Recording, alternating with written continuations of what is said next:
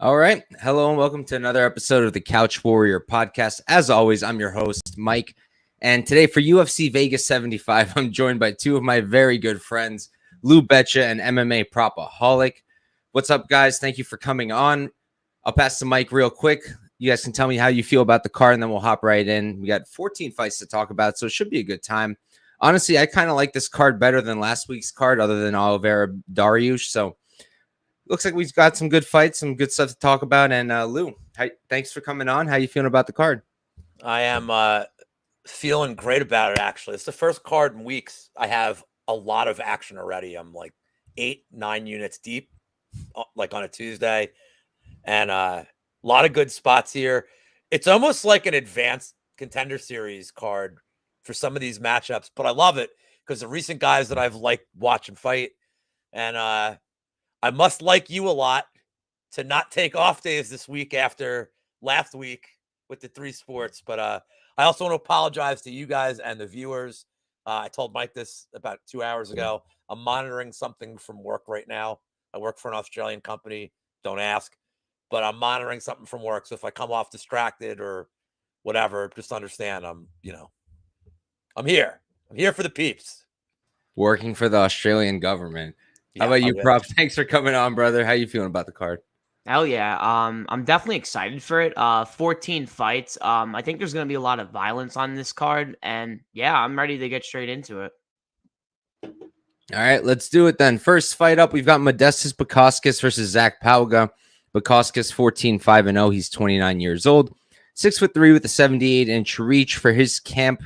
I don't have anything, so we're going to go with Gentis Combat on Tapology. Pauga 6-1-0. He's 35. He's going to be 6 years older. 1 inch shorter, 2-inch reach disadvantage, training out of elevation. Lou, start us off.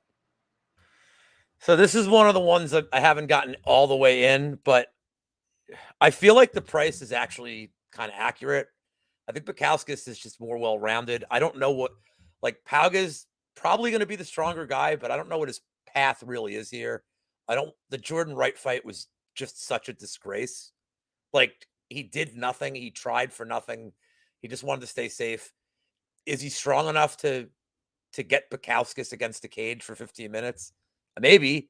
But, like, the thing that I worry about with Bukauskas is his durability. Tyson Pedro couldn't exploit it. Bukauskas did have some durability issues on his last trip. I mean, the Roundtree fight was gross.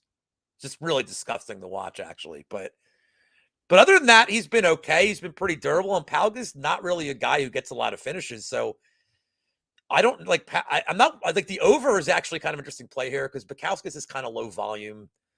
But yeah, I'm probably not going to touch this one at all. I don't feel like laying -200 on Bukauskas.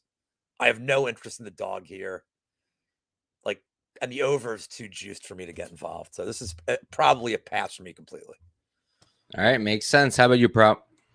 Yeah, I kind of like Bukauskas here, but as Lou said, I think the price is pretty right. It's not really something that I really want to get to, but I don't really like Pauga at all. I mean, the Jordan Wright fight, it's just pretty obvious. I mean, it was pretty hilarious just rewatching Jordan Wright look up at the camera with blood all over his face and moving back his hair about like 15 times in the fight. I thought it was hilarious, but I think Bukauskas is better on the feet. I think he has better movement. I think he has better power, and maybe he could mix in takedowns, but I don't think he will. But I just think he's probably going to win this fight easily by decision. I think Pauga's going to probably win the moments here instead of win the minutes, and I just really don't see the moments happening. Like, I think Chuck Campbell actually, like, who he fought on Cage Warriors, actually hits harder than Pauga. Like, I don't think Pauga really hits that hard. So I kind of like Modestas here. It's just not a fight that I really want to get, like, my money with. But I'm picking Bukauskas to win, and I'll pick him to win by decision. All right, yeah. I'm on Modestas. I got him at, let me tell you, -164. I have him in a parlay with someone we'll talk about soon. I got him at -160 there. My total stake on him is, I believe, 3 units. Yes, 3 units. I feel fairly comfortable there. Like, unless he gets knocked out, I don't see this going any other way. I don't think he has the strength or physicality of Tyson Pedro to hold Modestas like that. And at range, it's like, I don't think he has much to offer here. So I like Modestas a lot. Not too much to add. Don't expect much wrestling from either guy. Probably just a relatively uninteresting decision on Modestas, but At minus 160, I didn't feel like getting funky with it. I just played that money line, and that was all. And we can move on to the next fight. All right, we've got Ronnie Lawrence versus Daniel Argueta. Lawrence 8-2-0. He's 31 years old, 5'8" with the 68-inch reach. Let me check if I got something for him. MMA Science Academy is what I found on Instagram. Argueta, he's 9-1-0. He's 29, 2 years younger, 1 inch shorter with a 2-inch reach advantage, training out of Jackson Wink MMA. Prop, why don't you start us off? Yeah, so I really like this fight. I think this is one of the more like interesting fights on the prelims. I really like Ronnie Lawrence's skill set. I think he has a pretty good straight left hand. He has really good takedown entries. He has pretty good control. On the other side with Argueta, the guy's just going to walk forward. He's going to eat punches with his face, and he's going to try to drag out the fight and try to drag your cardio out. And he looks pretty like he was back controlled against Damon Jackson for about 10 minutes. When Damon Jackson gets your back, you're more unlikely getting out of there. And Argueta just kept fighting through, took that fight on like 3 weeks short notice. I'm pretty sure he cut up like he went up weight. I was like, what was it? 3 weeks notice it was Couch Warrior. He went up weight in against Jackson. Yeah, something like that. It might have been even shorter. I don't remember. Yeah, and it's like Ronnie Lawrence in his last fight, Manilov did kind of show that he can be taken down. He could be controlled as well. Ronnie Lawrence actually kind of started like wrestling like late in his career. He never really did it in college. He never really did it in high school. He kind of transitioned late. And, you know, I kind of like Argueta's game. I feel like a lot of people are on Lawrence this week, just like looking at the Damon Jackson fight and seeing that he beat Nick Fiore, and he looked pretty good in that fight. I thought Argueta looked good, and I think he's going to look good here. I bet his decision scorecards equals no action at plus 160 because I don't really see a lot of finishing equity from Lawrence. He doesn't have a single submission on his record. Could he knock out Argueta? Yeah, but I really haven't seen Argueta knock down the regional scene. He does eat punches with his face, but when someone's eating your best punch and they just keep walking forward and they can come at you and take you down, like, I think it might drain Ronnie Lawrence. So I kind of like Argueta here, and I think he can win this fight by decision, but I took a shot on the scorecards equals no action because I just don't think Ronnie Lawrence for a finish only prop should be minus 200. Meanwhile, this guy's more dominant in control positions than he is with submission positions on the ground, and I just don't think he's knocking out Argueta. So I like the decision scorecards equals no action, but I think I'm going to pick Argueta to win this fight by decision. What did you get the scorecards no action for? Plus 160 on Bet Online. Okay, cool. I'm looking at that too. So yeah, I'm also interested on Argueta here. By the way, it was Nick Aguiar, not Nick Fiore, my brother. They're different people. Shit, they're very different. Yeah, but it doesn't really matter here. So, I mean, I just don't think I've ever been that high on Ronnie Lawrence as everybody else. I really just haven't. Like Prop talked about, his wrestling comes from the MMA gym. I think it's more his the output with the takedowns and the pressure and just going nonstop that does the job rather than his technique, because I don't think he's the most technical wrestler at all. And Dan Argueta actually has a wrestling background, unlike Ronnie Lawrence, and his wrestling is also very solid. His takedown defense is pretty good, and I just feel that if Ronnie's cardio pressure thing isn't working, Dan's a better wrestler here, and I expect him to get his own takedowns as well. On the feet, you mentioned it, Prop. He's so hittable, and I honestly don't like his striking too much. I don't like guys who are winding up and swinging a lot, and that's what he does. And Ronnie, I'll give him props. He has improved his striking. Knocked down Mana. That was pretty impressive, like 3 times, I think. And it's definitely looked better. It's definitely looked better, but I'm also kind of leaning Dan here. I think he's going to pull the upset. I think that his wrestling is going to prove better. Mana, for example, he didn't wrestle in college. He wrestled in high school. He actually wrestled here in New York. Also, my brother got to see him at a tournament. He told me about it, and then whatever. But once he fought someone with an actual wrestling background, he's getting taken down nonstop. Before that, who was he taking down? He wasn't taking down anyone with good wrestling. He took down, let me pull it up, Mana Martinez 6 times, Vince Cachero 8 times, and Jose Johnson 12 times. All guys with not great takedown defense. So I think that Dan's going to be able to keep it on the feet if he wants to, and I think he's going to be able to get his own takedowns as well. So I'm going to pick him to win.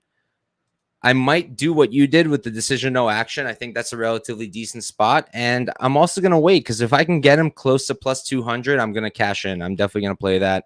He opened at plus 420 somehow. Anyone who got anything close to that, great job. But yeah, someone's getting fired for that one. Oh, for sure. But for now, I'm staying off until we'll see what happens with the line, and maybe I'll do the decision no action. How about you, Lou?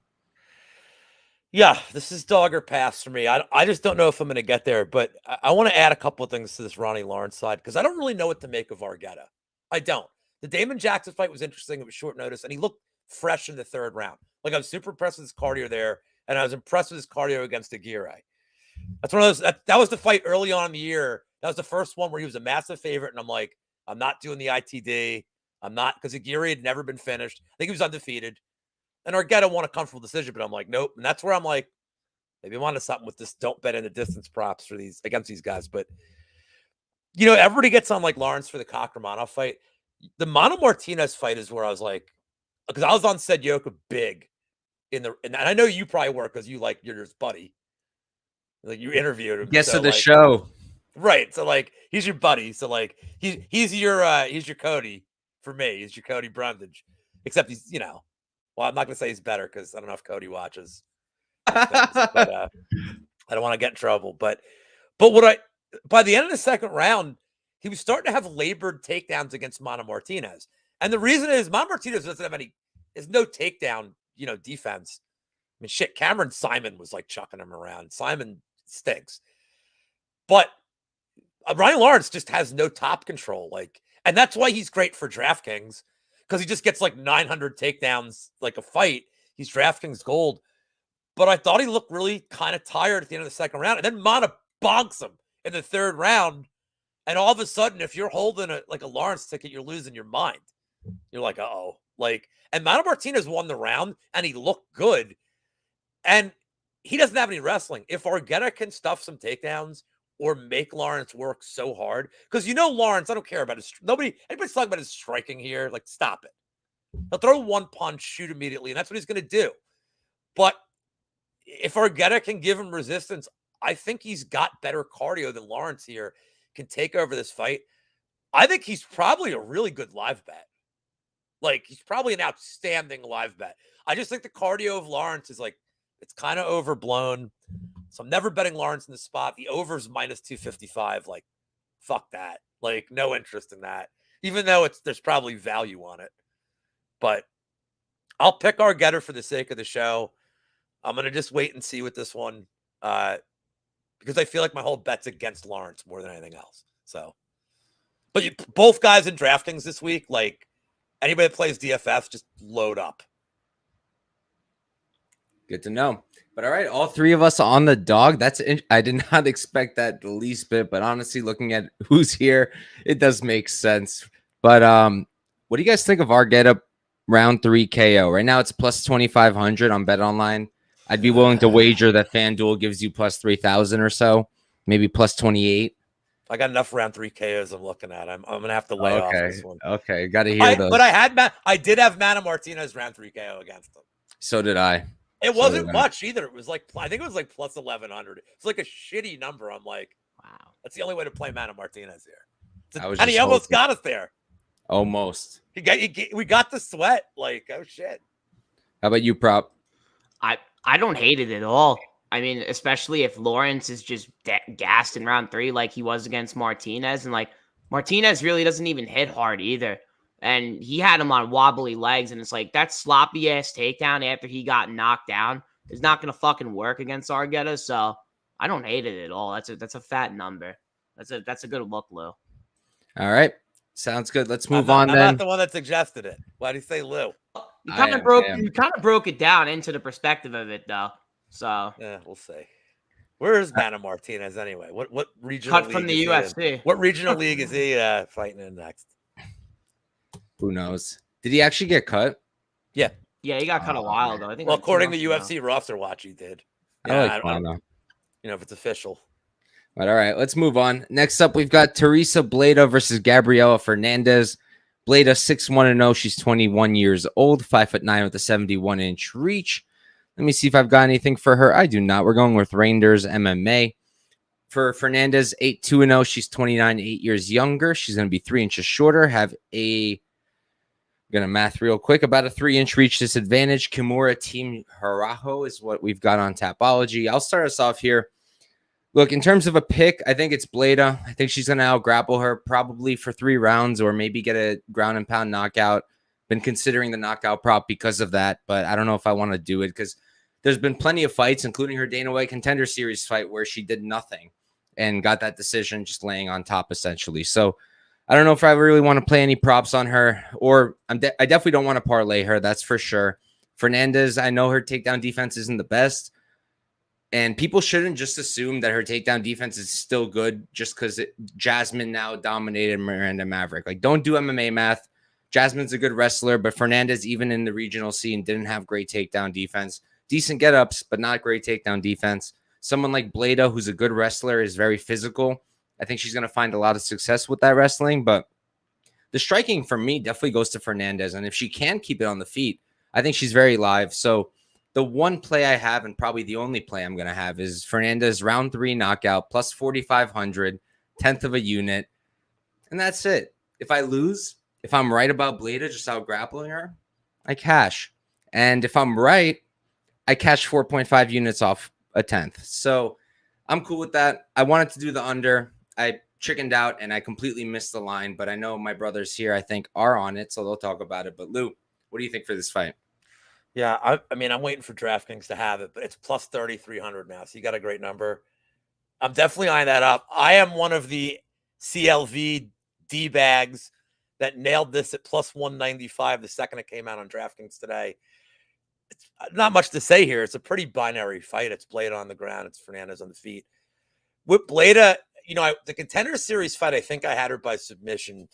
And isn't that the one? I remember I've been like, you know, behind on tape here. Some of this is on memory. But then she hurt her leg like late in the second, early in the third. Is she the one that hurt her leg? So she had to be grounded like the whole third. It was this Russian girl. I forget her name, but she's actually so dope. I hope she comes back soon. But no, it's someone else. Okay, so that's all right. Now that I'm in that fight. So, but like Bleda, like against Natalia Silva, kind of looked all right. Out of the 3 wins that Natalia Silva's had, Bleda had probably the most success. Jasudavicius just got dominated. At least Bleda, she had a takedown. She had like a couple of minutes of, I think, she had the choke on her or like a leg choke. She went for a few subs, I think, in round 2. Yeah. Like right at the end of the round. So nobody's had success against Silva. At least she had some success. I think her ground game's decent. She's young. She's long. She's going to get better. Gabby Fernandez is like, she's like Carnelossi, man. She's kind of just like a younger Ariane Carnelossi. It's the same style. It's, you know, if you don't know how to defend it, you're going to get bonked. Other than that, like, I don't think she has a big ceiling in the UFC. So I'd pick Bleda. We talked about it, you know, hey, in this economy, Tereza Bleda at, you know, almost minus 300 seems crazy, but her path is so clear here. And I think the cardio concerns are also kind of overblown because Gabby's get-up game's so bad, it's not like Bleda has to exert so much energy on the ground to keep her there. So I think Bleda could do it all 3 rounds. I can't ignore the price of the round 3. I'm sucker for it, but the pick is Bleda. The under is the preferred play, but I think Bleda in the distance is, or round 1, round 2. You're probably all right there. What's her ITD? I actually don't know. Let me see. DraftKings doesn't have props yet, right? Just totals and yeah. And the thing is for undercard fights, you might have to wait till Thursday, but her KO's 800 and her subs 575. Fight odds IO doesn't have it. I'm not seeing just in the distance. Oh, here we go. Oh, never mind. I think it's plus 265. Plus 250. Plus 250 now, yeah. I moved. Okay. Yeah, I mean, I don't think that's bad. That's not bad. It's worth a poke. For a minus 300 favorite, that's not bad. I'm just scarred because I played her ITD against Nayara Maya in the Contender Series, and like she really should have finished that woman, and she did not. And it seemed like she wasn't even trying. So that's why I'm like hesitant to put anything down on her, even though I think she dominates here. All right, let's move on to we got a good one here.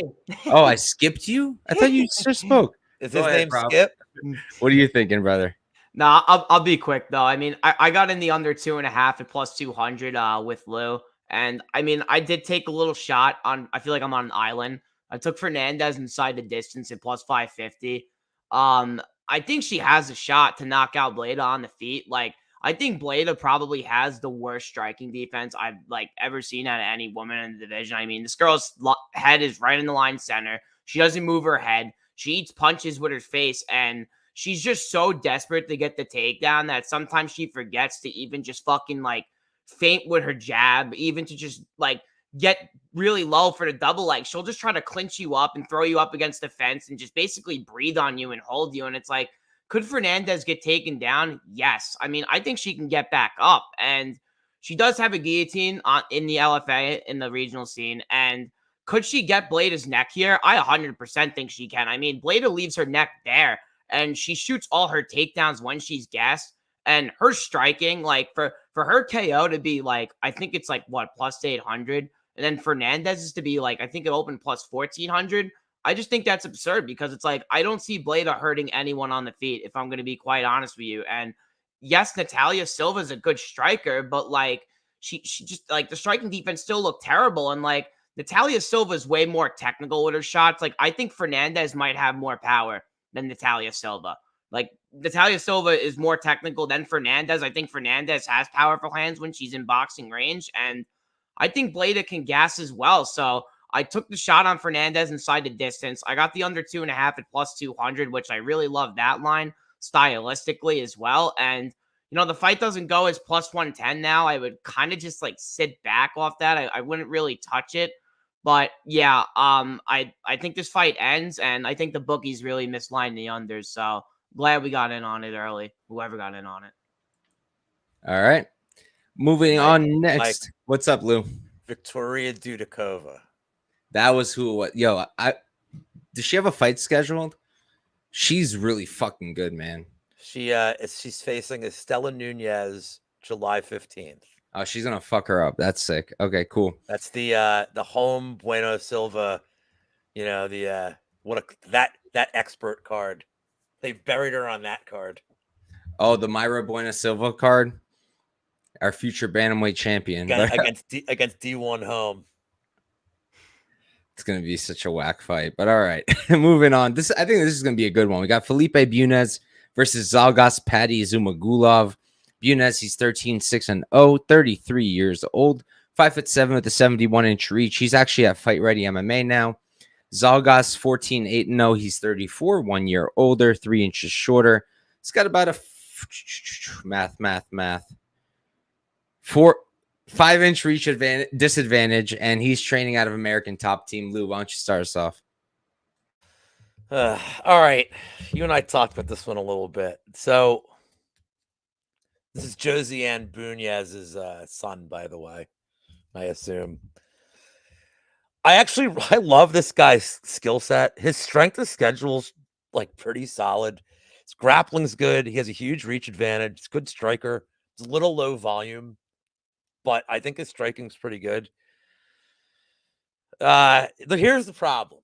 I don't want to root against Zhalgas. Like, yes, he's a cultural phenomenon right now. He's an internet sensation. The guy's due for a win. The problem with Zhalgas is, look at his stats. His stats are always like the same as his opponents. Like, I think the Charles Johnson fight, it's like 105 to 104. And like 2 fights before that, it was like 38 to, like, it's weird. Like, I think if this thing hits the ground, Bunes has been fighting all these Russians that want to like just hold him down for minutes and minutes. Zhalgas isn't going to fight like that, but don't you kind of feel like I know who you are on the side of here, Mike. Don't you kind of think you should take the poke on Zhalgas' split decision? Isn't he owed? Isn't this man? And like, look, the over for this fight is minus 180. I don't think Zhalgas has any finishing equity here. I know he has a finish in the UFC against Jerome Rivera. I have a finish against Jerome Rivera. Like, I don't think Zhalgas is finishing Bunes. I would think Bunes has a finishing equity, if anything. This is one of 2 fights where like these numbers don't really. It's kind of weird for me, but so I'm going to pick Bunes. I'm never betting it. I just want to root for Zhalgas. I'm cool not laying a penny on this. And like, if he wins, I got to imagine the post-fight interview is going to be hysterical. It's got to be funny. And honestly, that split, I'm gonna look for it. I think William Hill gives them to us, so I'll be I don't think looking we're at gonna that. get a good. You're not gonna get a good price, dude, because You don't think so? well, you know, I'm like as somebody who bets these all the time, like without seeing it, I can look at this. It's a minus 180 over. He's minus 155. Fight to go to splits probably not going to be any better than plus 400, which means Oof. Zhalgas won't be any better than like I'd say plus 600 here, maybe plus 650. Like it's not a good enough number to really take it, but I'm still going to do it. I'm not going to track it. I'm going to be like, this will be like $10. I'd be like, come on, Zhalgas. I got you. All right, Prop, how about you?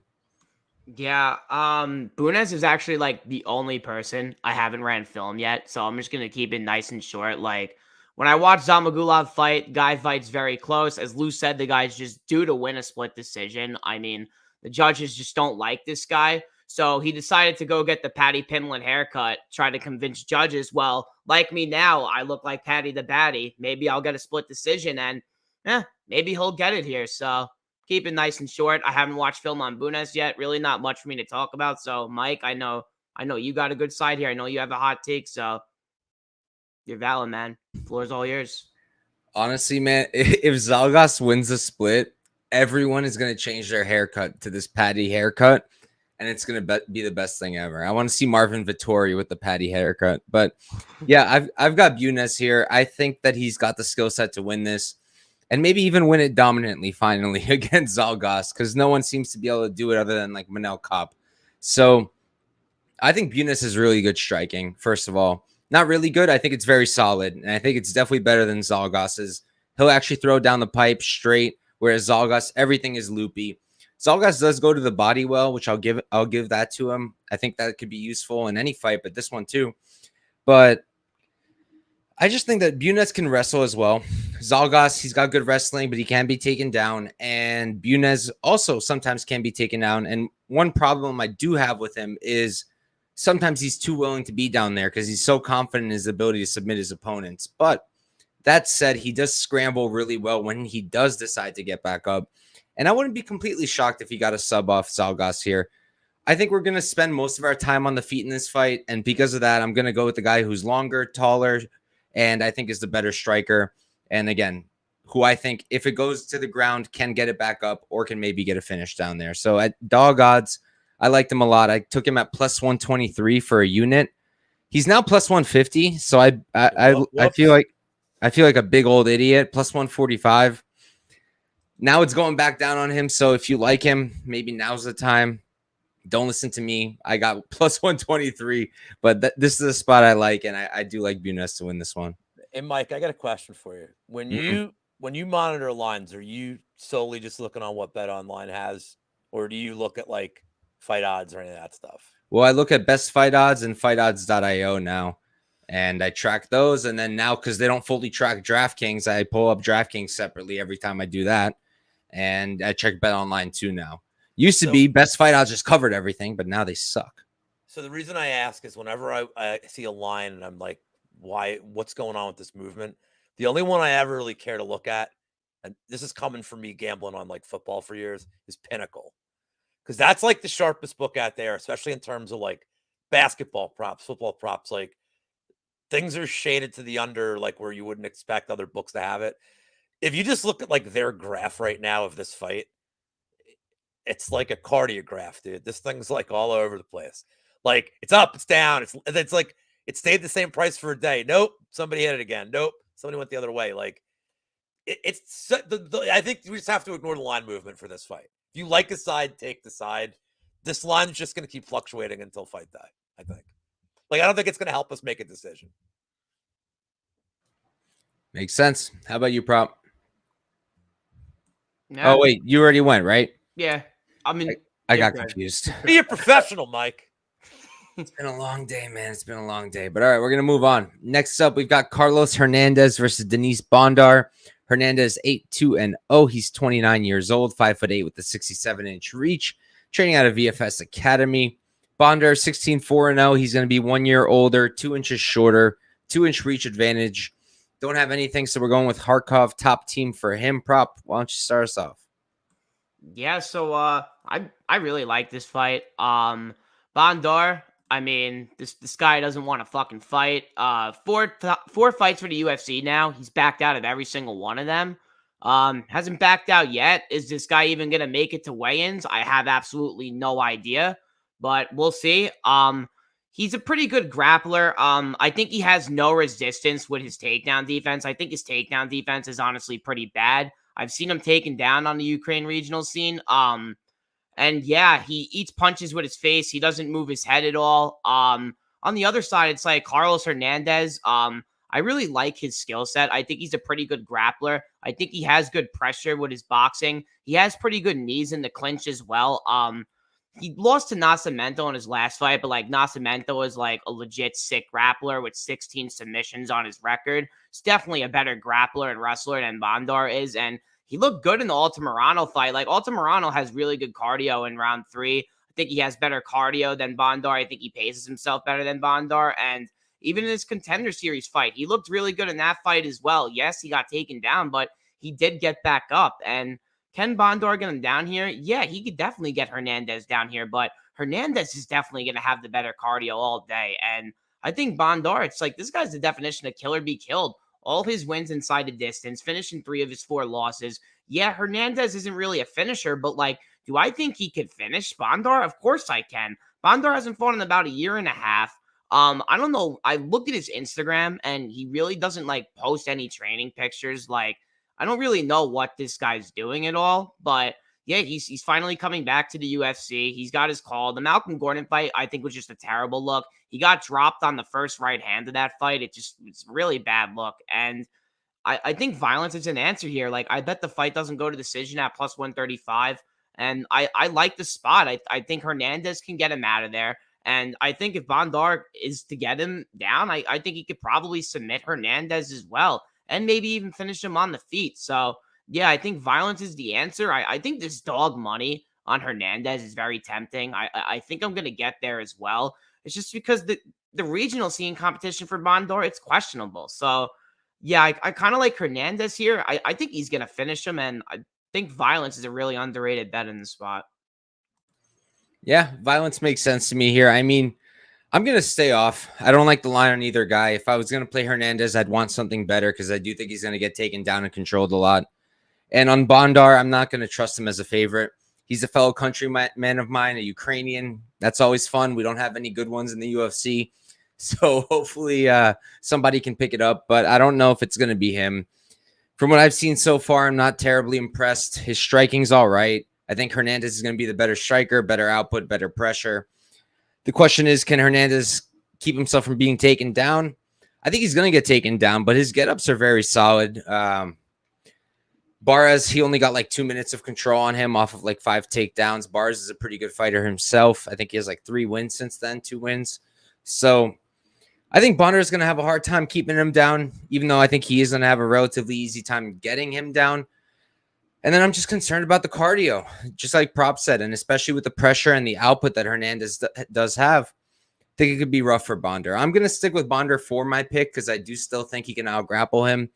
And I'm kind of interested in the sub prop. We don't have it yet, so I'm just guessing. But if it's something nice, I'm going to hop onto it. 11 sub wins. We have 1 sub loss for Hernandez. It was Nascimento, who I think has much better jiu-jitsu than Bondar, so I'm not betting that just because of that. But if it's a nice price, I'll take a shot on that. And other than that, I think I'm staying off this fight. How about you, Lou? Well, I don't think he beat Altamirano. Let me just get that out of the way. I thought that fight was super close. I thought Altamirano won it. I don't think Hernandez is good.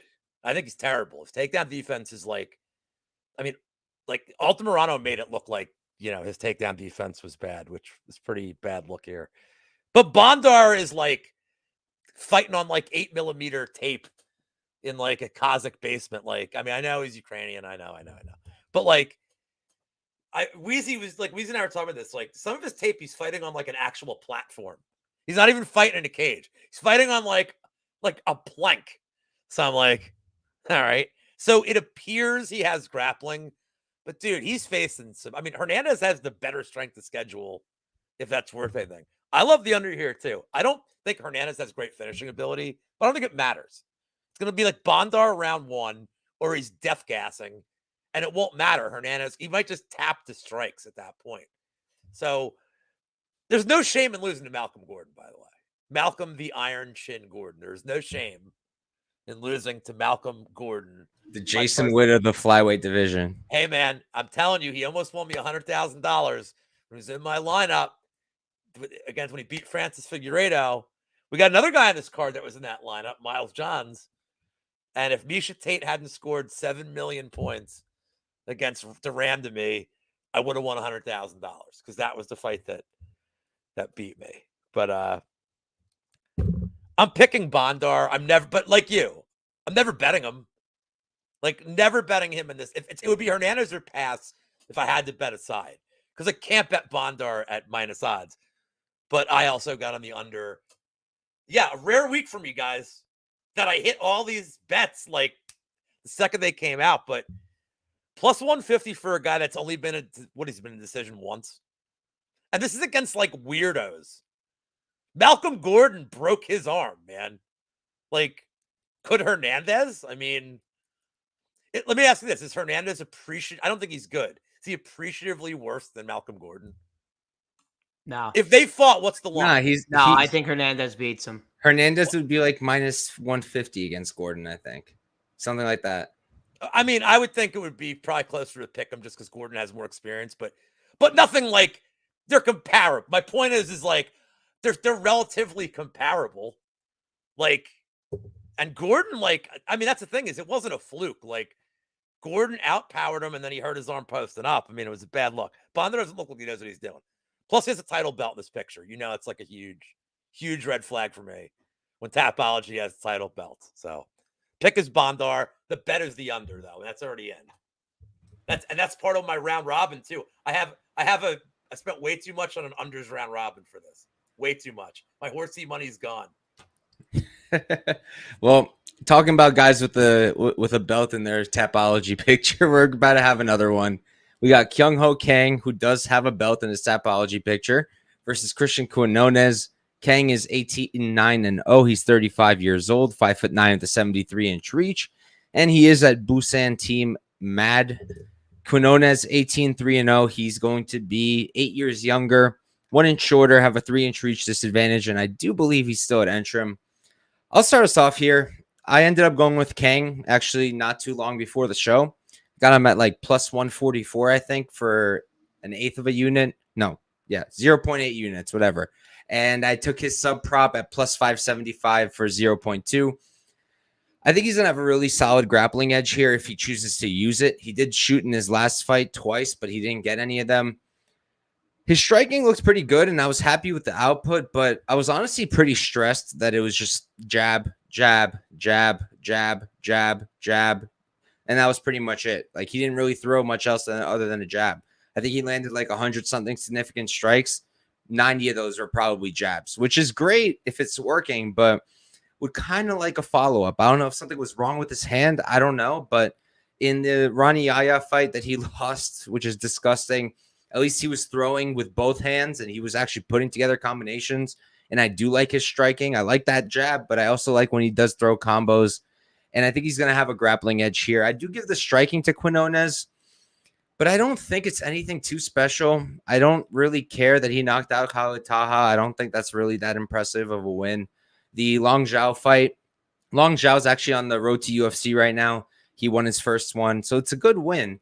But he was getting he was getting hit a lot by loopy strikes, which is not a great look. Long Zhao's mostly a grappler, and he did try to grapple Quinonez. Quinonez was able to keep it on the feet and win the fight there. He was the better striker, but he also had the length. I think it's also worth mentioning, like, most of Quinonez's opponents, not just in the UFC or in the Contender Series, also on the regionals, they're smaller than him. And some of them are still getting him down. Kang's going to be the same size. They're about the same height, and he's going to have the reach advantage here. So I think that it's going to be a little bit different for Quinonez here. And I think that if Kang does wrestle, he might even look like a minus 200. I think he's going to get a bunch of control time. I think he could take his back. And once again, if it's not going to the ground a lot on the feet, I'm still relatively comfortable. I don't think he's going to get knocked out. And if he puts up the same output as last time and maybe throws something after that jab, I think he's got this. So at plus 144, I had to like him. Lou's currently off camera, so I'll let you go prop, and then we'll go back to Lou. Yeah, I don't hate the shot on Kang. It's just like the only problem I have with his takedowns, it's like he took down Brandon Davis with like absolutely non-resistance at all. And his leg was like beat to death in like the first 2.5 minutes of that fight. And in his post interview, they were asking him, like, well, what was your game plan to go out there and wrestle? And he's like, oh no, he's like, oh no, I adjusted after the first 2.5 minutes, like in the early second round, because I couldn't really feel my shin. Like his leg was just completely beat up. And I like how he adjusted, but it's like I really would like if he was to come into this fight with the game plan to wrestle against Quinonez, because I actually really do like his striking. I think he moves in and out the pocket very well. I think he uses his jab very well. He has a really good right counter hook. I mean, that's what he got Khalid Taha out of there with. I think he is pretty powerful, and I think he does have fast hands. Guy does get hurt though. Like he is a little chinny. Was getting hurt in the Contender Series fight a little bit. Taha was hitting him with a couple of shots leading up to him getting knocked out. I think this is a pretty close fight.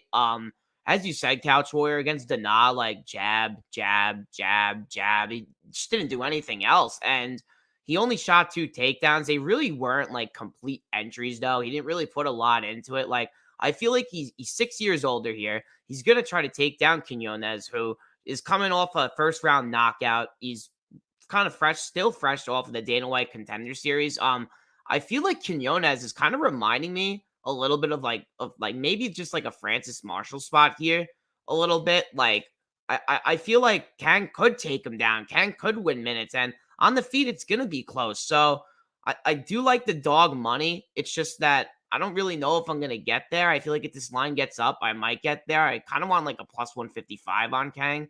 I feel like it's gonna get there, because I feel like people are gonna start parlaying up Quinonez. But I think the kid's good, and I think this is a great fight. But I'm picking Kang right now to win, but my decision could change later in the week. But I'll pick Kang to win this fight by decision. And if he gets your back, you're fucked, because this guy has 11 submissions, great rear naked chokes, and his body triangle is vicious. He just has complete pressure on that. So I think he could win around with that as well.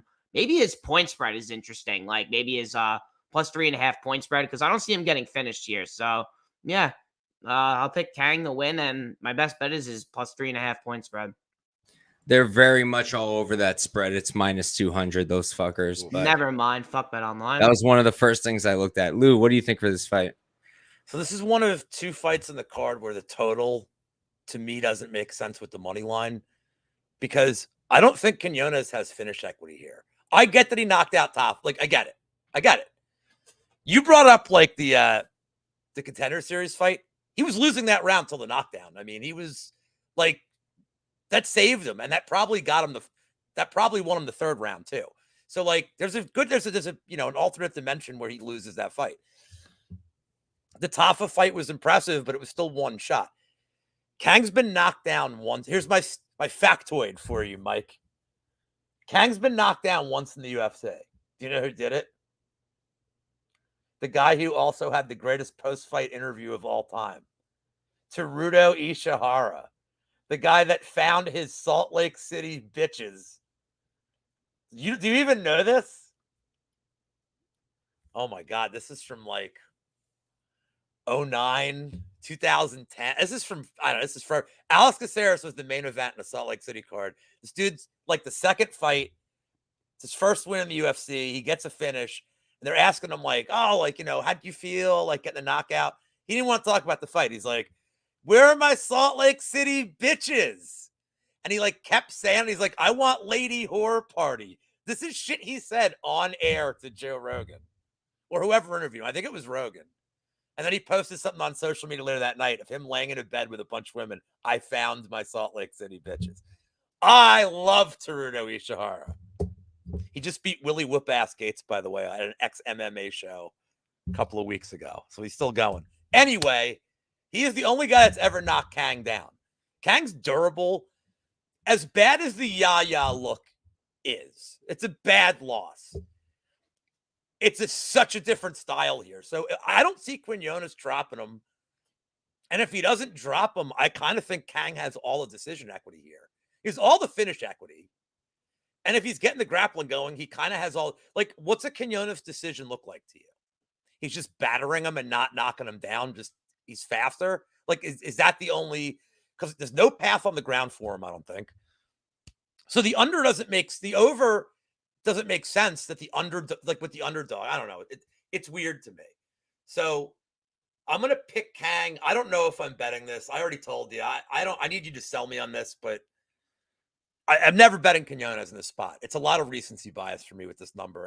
And Brandon, that's a good point with this Francis Marshall thing. Like, like a too much too soon kind of thing from a guy that's getting known for his power. So I think that's kind of an interesting way to look at it. But no bet for me at the moment. I'll pick Kang. I should pick the other guy just to go differ from you guys, but I'm going to pick Kang here. Better nickname. Mr. Perfect's a better nickname, so we'll go with that. All right. All three of us on the dog then. We'll move on. Next up, we've got Jimmy Flick versus Alessandro Costa. Flick is 16-6-0. He's 32 years old, 5'7" with a 70-inch reach. Let me check if I've got something for him. I do not, so we're going to go with Forza Combat Sports.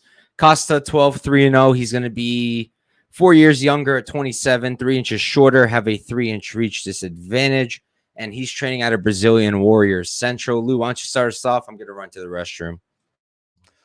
I love Costa. I love this kid, man.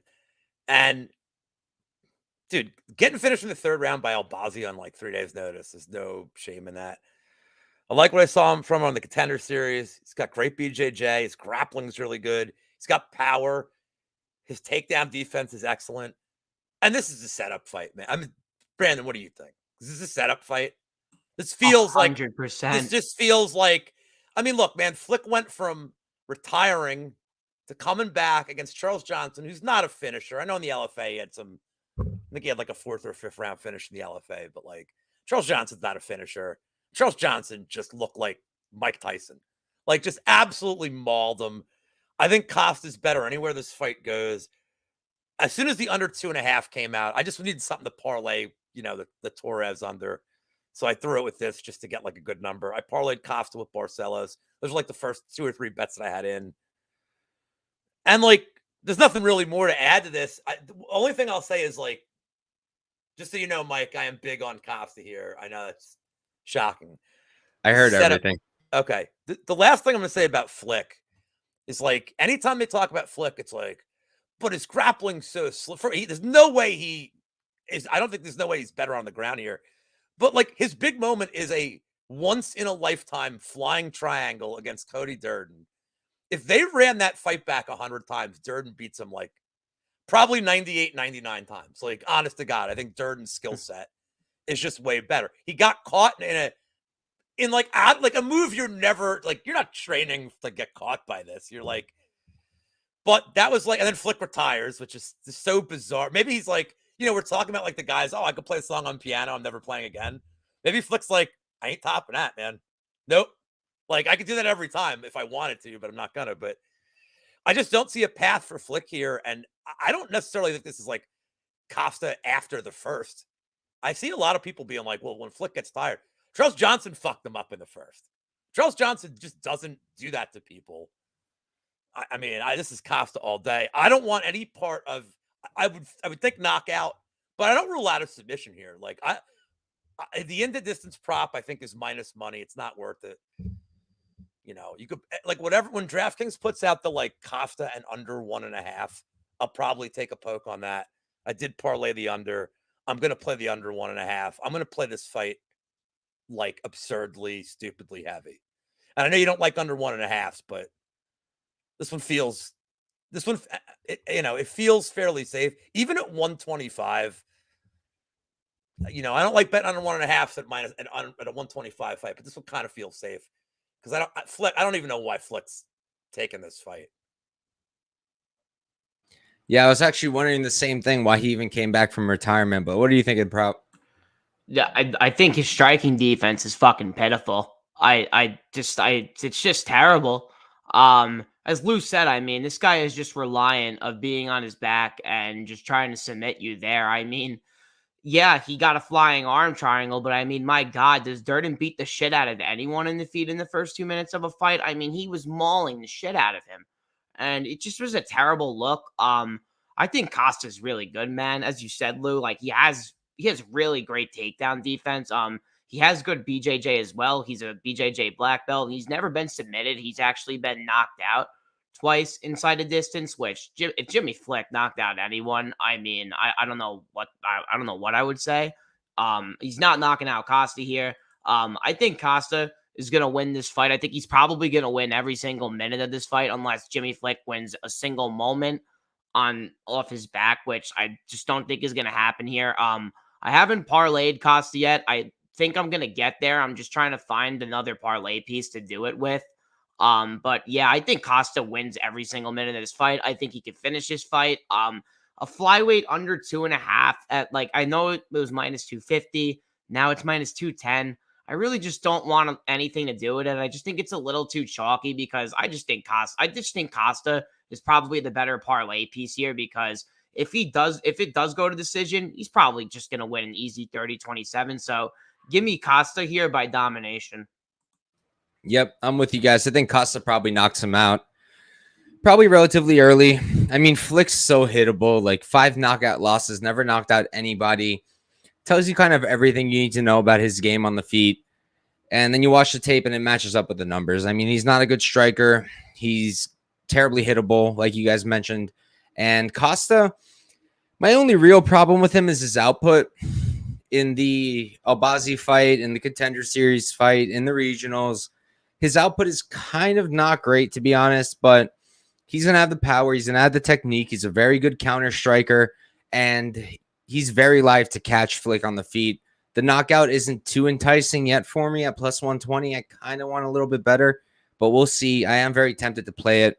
I don't think Flick submits him. He's a black belt and a high-level one at that, as far as I could tell. He's got 6 sub-wins of his own, and on the ground, he looks nasty. His back take.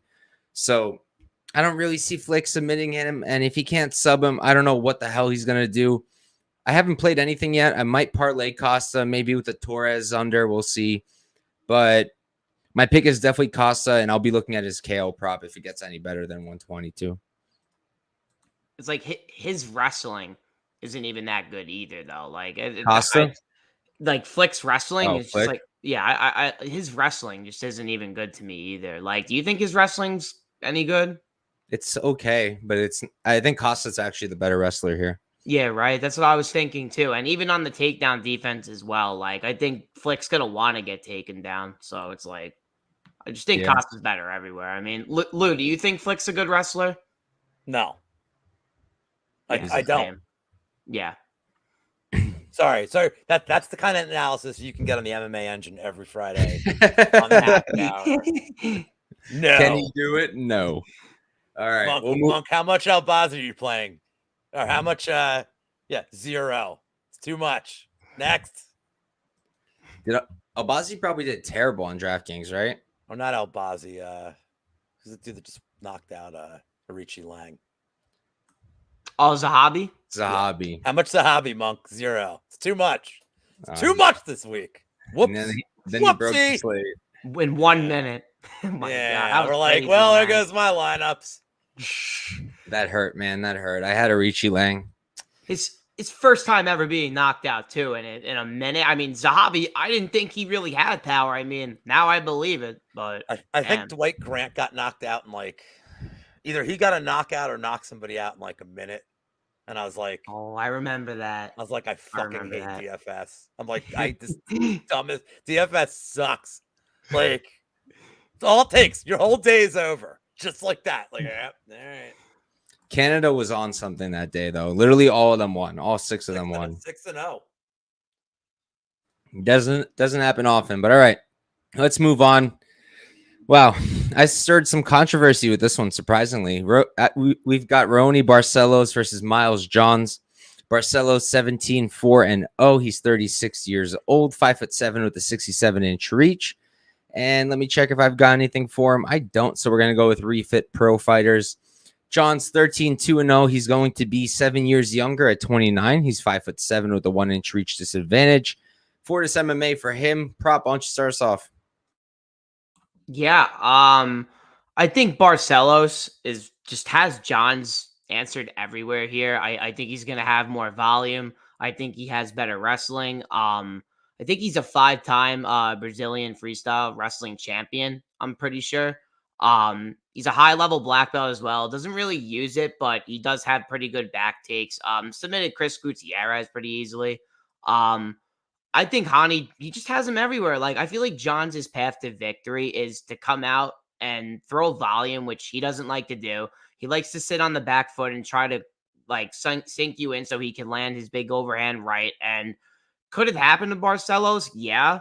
But I mean, he just got knocked out against Umar Nurmagomedov, which I did call in the last time on You Prop did Talk on and Prop didn't Talk, bet and I it, thought you were and was crazy. ashamed of myself. That I didn't bet it. But I don't know, man. Like, I think Nurmagomedov, like it wasn't really a hard shot. It was just a perfectly timed, unexpected shot that Barcelos didn't expect under his guard. And I just feel like Barcelos, he has him everywhere, man. Like, John's path to victory is a knockout. His cardio is a little suspect too. And the Vince Morales fight, it was terrible. Like, his game, if you watch tape, if Miles Johns watched any tape, all you do is go out there and you just kick the leg of Vince Morales, and then you have him answered everywhere. Like, he attempted, I think he attempted like 11 leg kicks in that fight and landed like 6 of them. And I was just like, yeah, I can't trust this guy with his fight IQ. I think he's just power reliant in his right hand.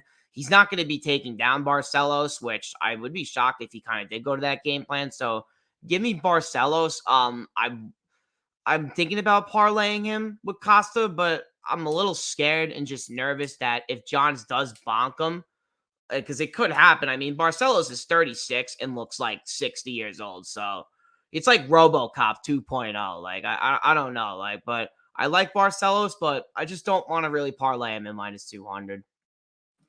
Yeah, I'm on Barcelos, and I'm on him pretty heavy. 4 units money line, 1 unit parlayed with what's his face, Modestas. Man, I like you said, I think he's got him covered everywhere. And look, can he get knocked out? Yes, anybody can get knocked out in MMA, and I'll probably even hedge myself with the Miles Johns knockout. That said, so many people I've seen now on Twitter saying that he has a bad chin. I do not understand how you can come to that conclusion if you actually watch all his fights or consider everything other than one fucking fight against Umar Nurmagomedov.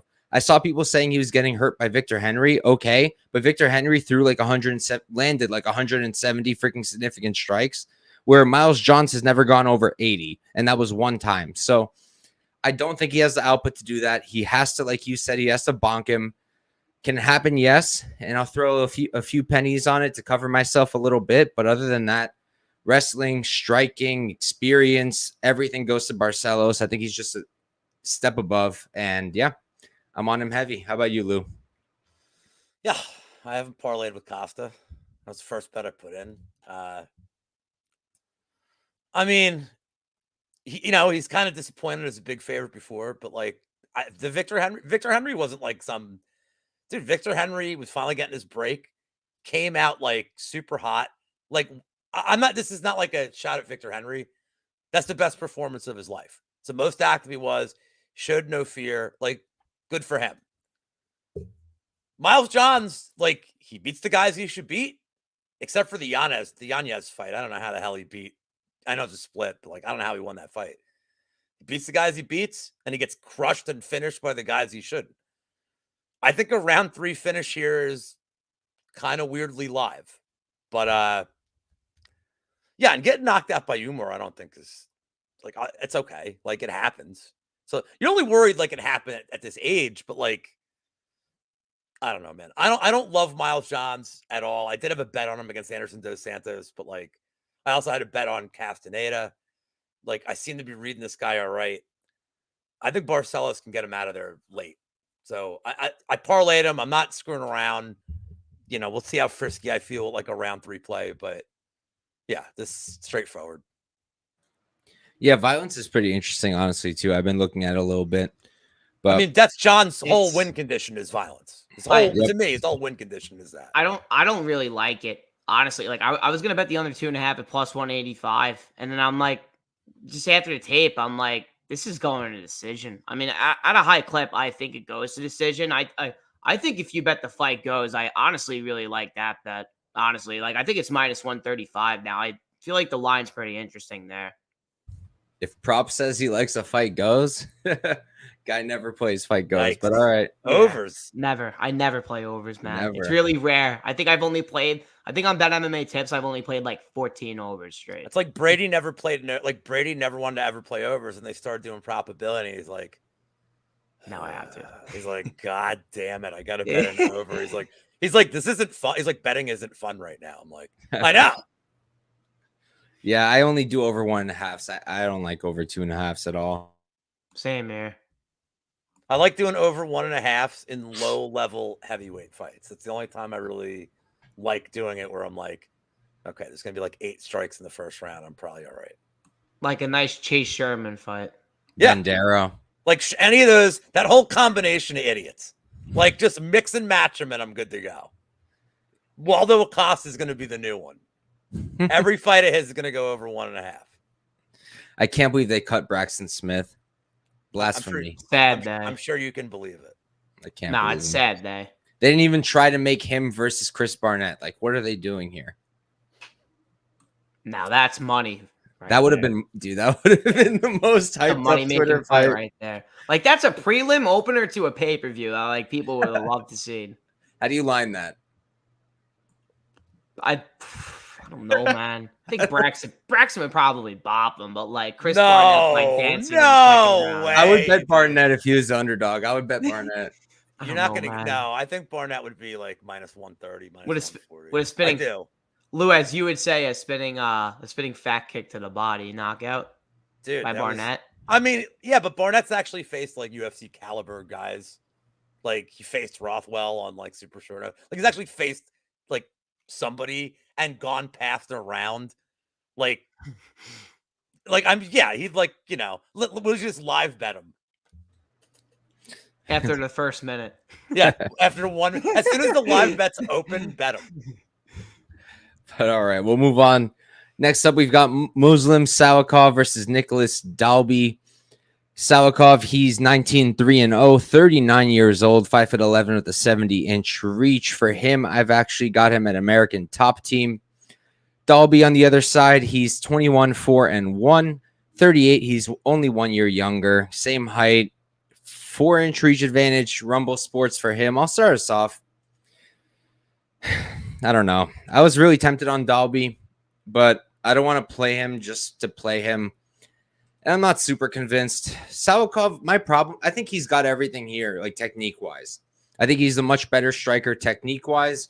I think he's got a wrestling edge. He's fought the better guys, but his output is abysmal. I hate his output, and his output with his hands is even worse. Almost everything is a kick. He's got the, I want to say, no. I'm blanking on the style, but throws way too many kicks for me. I still think he wins. I think he lands the more damaging shots. I don't trust Dalby all that much just because it's a no contest now. Like Jesse Ronson clubbed and subbed him, which is not a great look in my opinion. Salikhov can hurt him. But if he doesn't, Dalby probably just wins the decision. I think he's got the much better output here. And he seems the fresher guy. He looks pretty damn good in the Worley Alves fight. There we go. Sonda is the background for Salikhov. Maybe a decision only for Dalby once it drops on DraftKings, but Lou's shaking his head. So we'll see what he has to say about it. But yeah, I'm not interested in this fight personally. How about you, Lou? I took him outright. I took the 1 unit shot on Dalby. I think he's going to be fresher as the fight goes on. But I'm not even going to break this one down because it's another bet that I'm going to do as soon as DraftKings allows it. And this guy bet it today, and I'm like, that's the bet. So I will let Prop I'll defer. Go ahead, Prop. Yeah, so I took Dalby's point spread plus 3.5. I took it at minus 155. Great. I don't number. see how Great number, in any by the world way. that Salikhov can win a 30-27 on 3 scorecards. Like, he's only done it once, and he did it against a 42-year-old in Francisco Trinaldo, who was coming up in weight in his first time at 170, and he only won a 30-27 because he knocked down Trinaldo, and he was able to take him down. And I don't think he's going to have that much success taking down Dalby. Could he take him down? Yeah, but Dalby has a really good style at range. Like, Muslim hasn't seen the style. He's obviously seen the style, but not really in the UFC that Dalby's going to bring. Dalby brings the karate style, which I think is pretty interesting here. Like, he lands more strikes at distance. He throws more at distance. And I think he could clinch him up against the cage. Like, Alves hits hard, man. And like, I feel like he hits harder than Muslim. And as you said, Couch Warrior, like, this guy doesn't throw any volume with his hands. Like, everything is a lead up to a counter with an overhand or just a spinning back kick. And it's like, that's all this guy does. It's like, he just doesn't throw. And the guys, they're both the same age.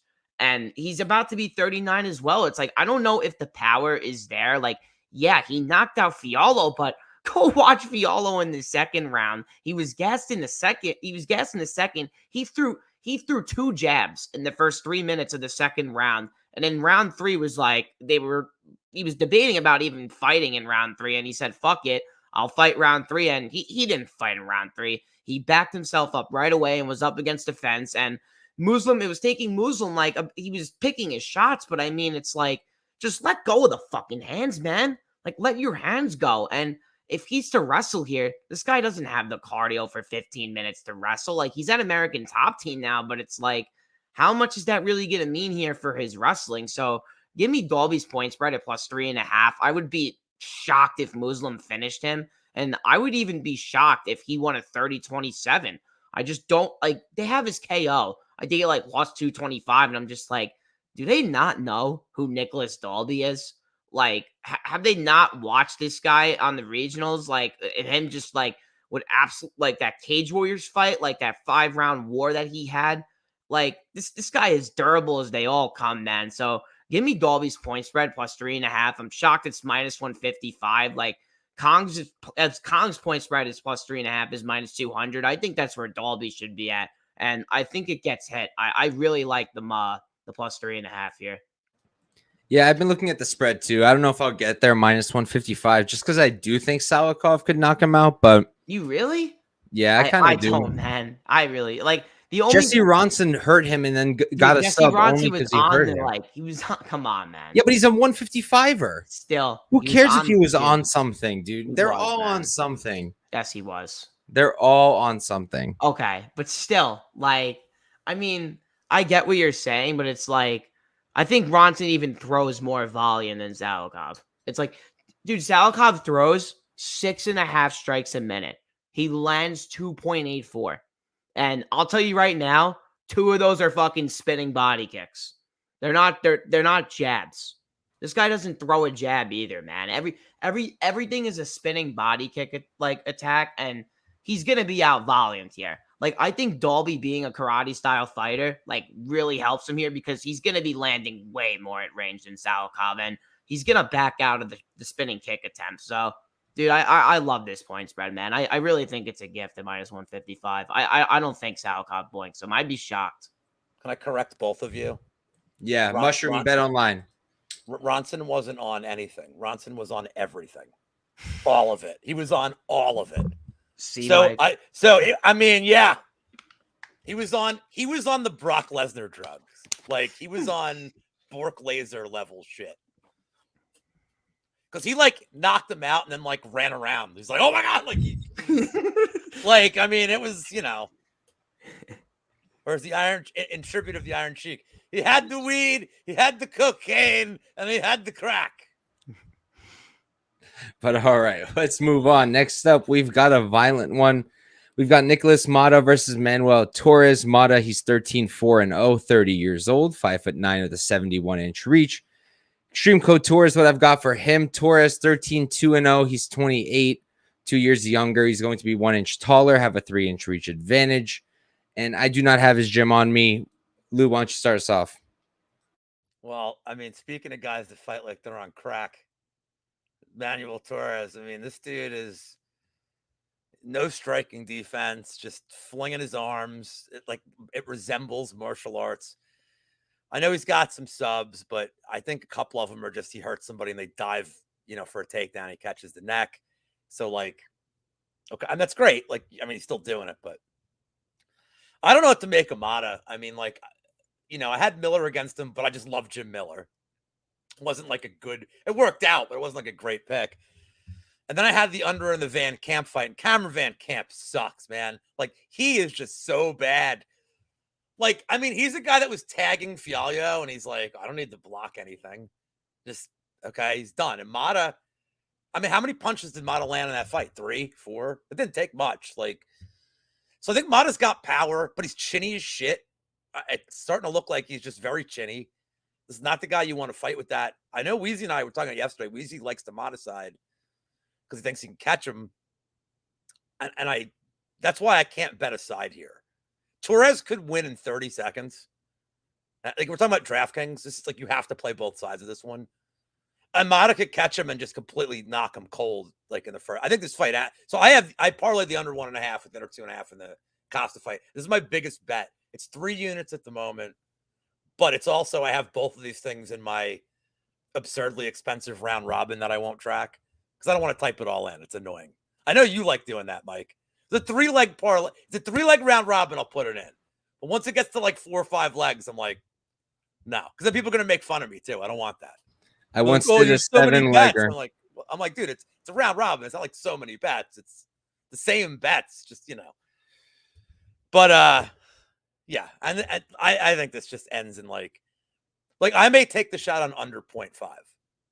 Like, I honestly think that's, and it's probably going to be like +1. Like, it's probably not going to be bettable. It's probably going to be like +230. If I had to guess, it's probably going to be something like that. Because it's under 1.5 right now, at least on DraftKings. It came down a little bit. It's -145 now, but it got as high as -160. So obviously it got to a point of resistance and people were like, no.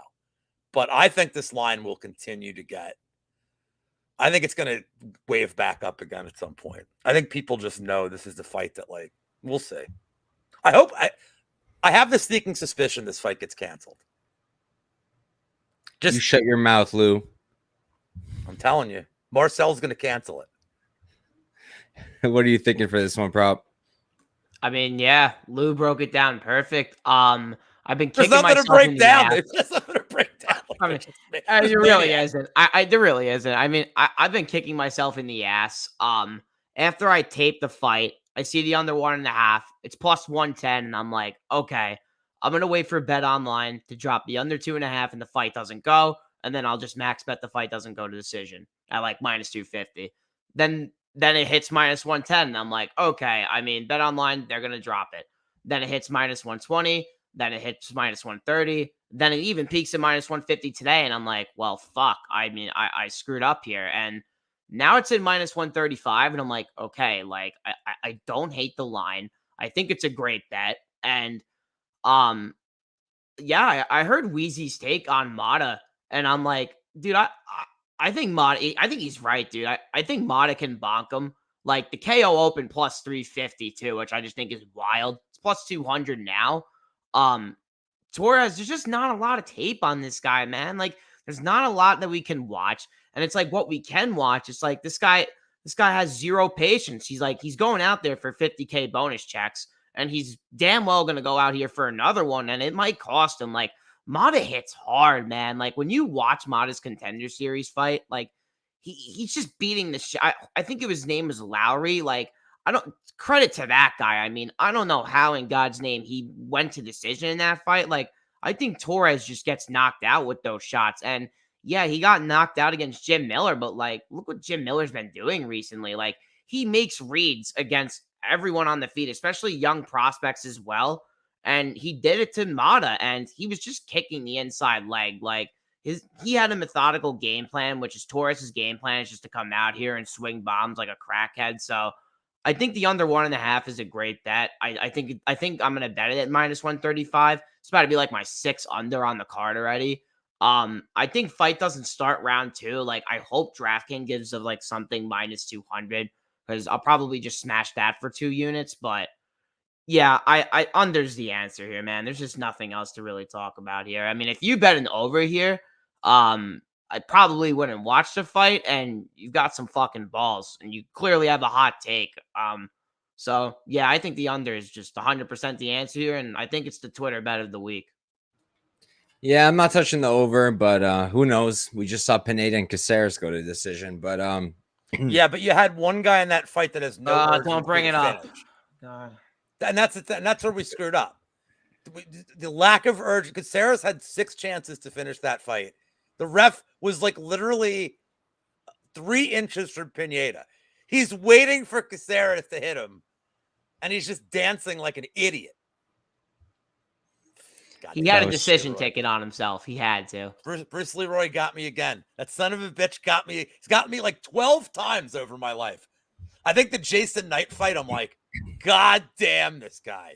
Yes, I'm going way back. Every time I wanted him to win, I'm like, fuck. I had the under. I had his ITD. I had his round 2. I had all the 2, man. MMA. It's terrible sometimes. Yeah. But yeah, for this fight, this is actually the one fight that I need to tape more.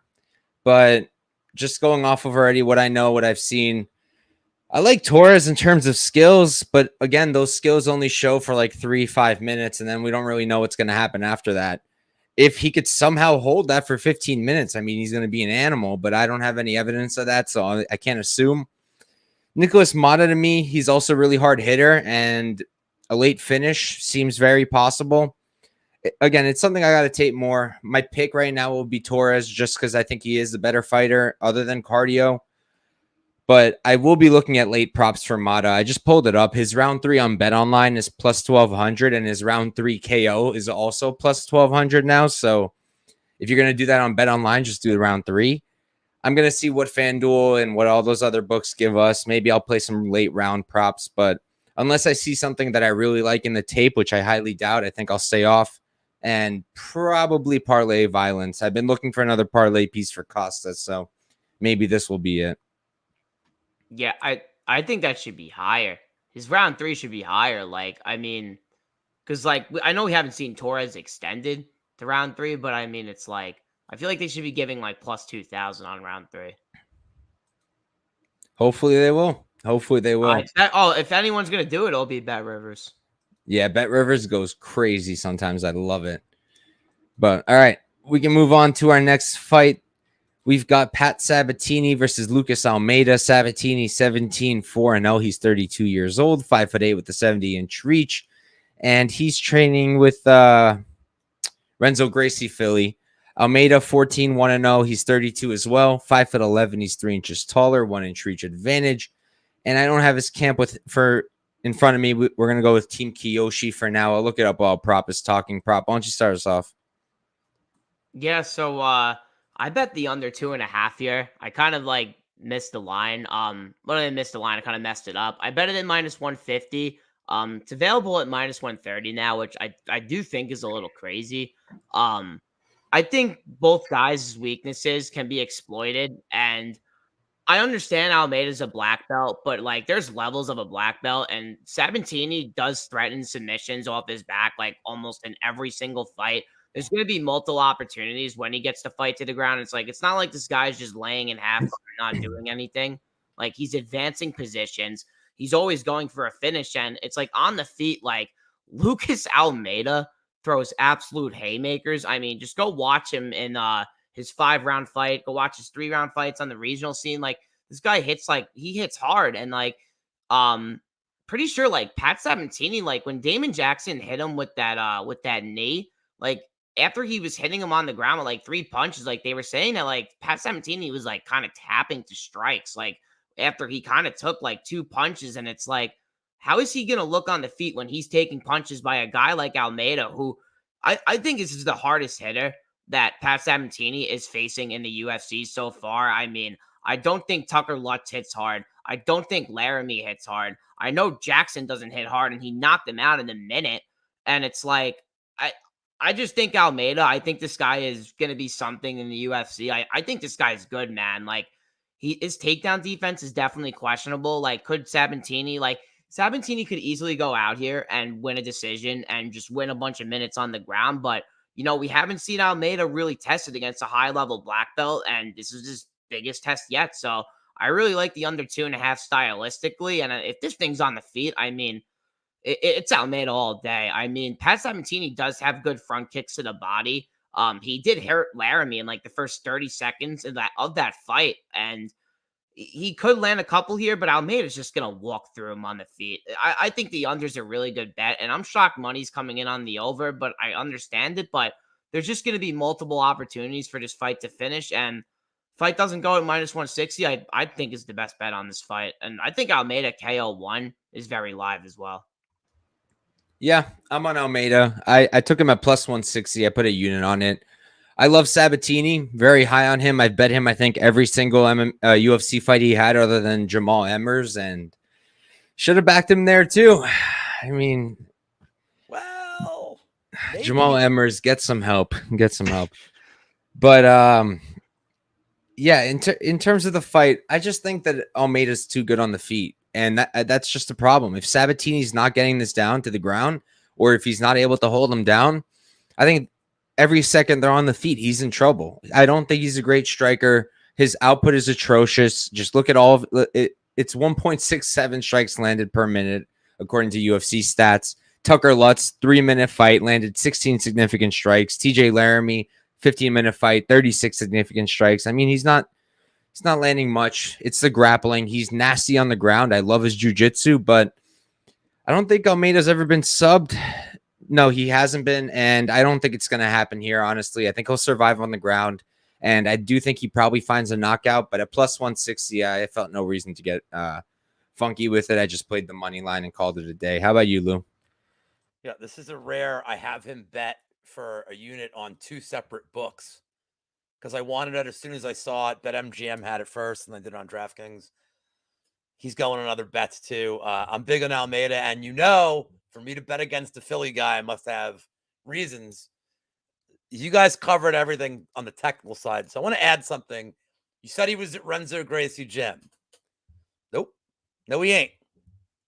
Because that whole gym exploded, man. That whole gym's had some big problems. They're all training at different places. He's training in Langhorne, PA. He's not training with the same caliber of guys he's been training with for years. And I think this is like massively important. He's not grappling with Sean Brady.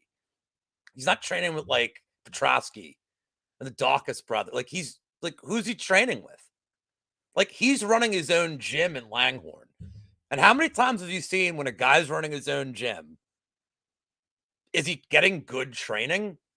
Like, I think Almeida starches him. And I also think that Almeida, like, there seems to be this narrative, like, Prop and I were talking earlier in the week, and he's like, Sabatini's nasty on the ground and can sub him. I'm like, I just don't think he has finish equity, which is why I thought the under was so weird, because I think all the finish equity is on the dog. So to me, it doesn't make sense. Like, why would the under be, like, minus money if I think the dog's the one that can finish him? So I love Almeida big here. I just don't think this narrative, like, well, Sabatini gets him down, the round's over. I don't think so. Like, I think, like, Almeida can absolutely get up. He doesn't take damage. He's active when he's on the ground. I mean, the only loss he has is Zhalgas, and, like, Zhalgas fought a perfect fight. It was a competitive fight. And I think Zhalgas shaking off, like, whatever was wrong with him on that debut in the UFC. I think, look, we've seen this before. Like, we saw it with Talia Santos, just a perfect example. Some people get hyped. They make their debut. Lights are too bright. It happens. Like, it doesn't mean you're a bad fighter. You're allowed to have that moment, and you learn from it. I think Zhalgas his last fight was fine. I think losing to Zhalgas is going to age all right. That's a contender series fight with 2 really highly touted prospects. He lost a very close decision. Almeida's looked so good other than that. 100% finish rate. I don't think that changes here. I'm with you. At that price, I don't need to fuck around with a prop. Like 155, I'm not greedy. That's good enough. But I'm going to get greedy and add it as soon as it's available. Small. In my ITD round robin, I'll throw him in.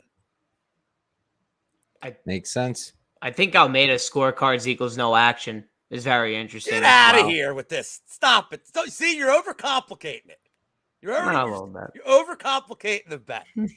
Just take him to win. Root for him to win. If he wins, if he wins, he does have decision equity, I guess. Yeah. I just think he just endures it, but I doubt it. He's not enduring him on the feet. If Almeida wins a decision, I'd be shocked, dude. I really would be shocked. I mean, Johnny Walker's like a fucking decision machine now, so who knows, man? Yeah, honestly, yeah.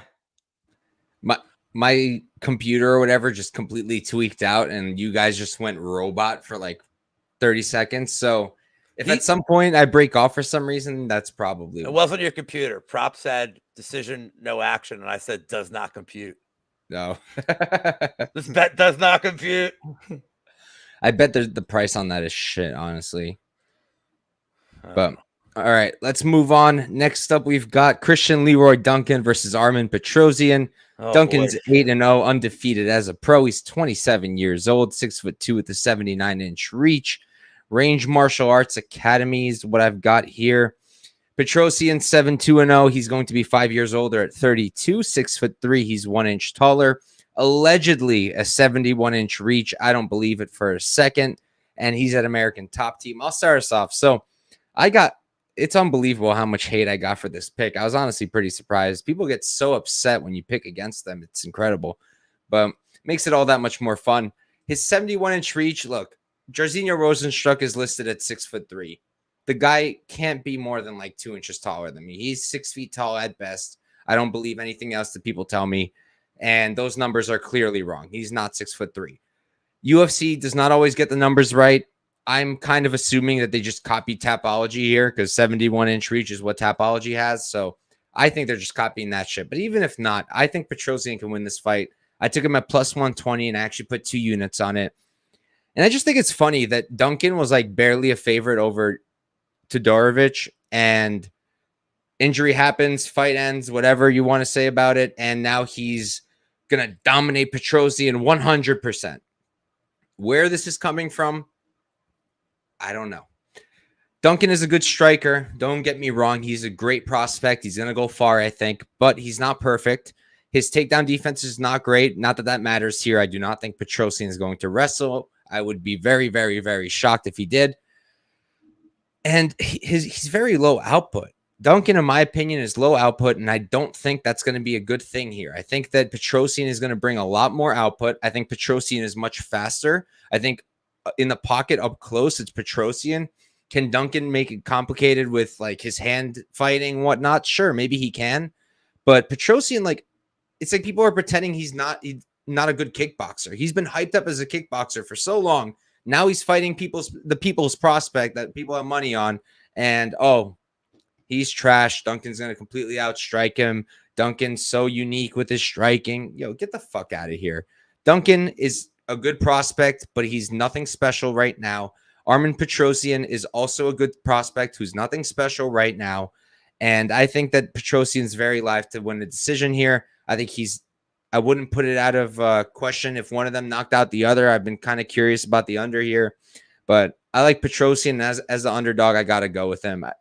I don't understand how you're going to have Duncan like a slight favorite or whatever it was. I think it closed at like minus 170 or minus 180 against Todorovic. And now you have this crazy confidence over Petrosian. So I'm on Petrosian here. And yeah, how about you, Lou?